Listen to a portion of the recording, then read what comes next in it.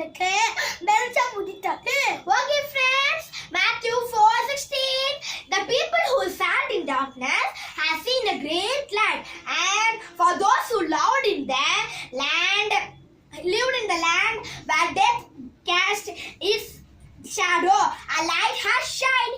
Okay friends, இப்ப பாட்டு பாடலாமா? இல்லைக்கும் வெளிச்சம் நீங்கதானே, ரட்சிப்பின் தேவனும் நீங்கதானே. இருளிக்கும் வெளிச்சம் நீங்கதானே, ரட்சிப்பின் தேவனும் நீங்கதானே. இயேசு நீங்க இருக்கையில நாங்க சோர்ந்து போகாதில்ல.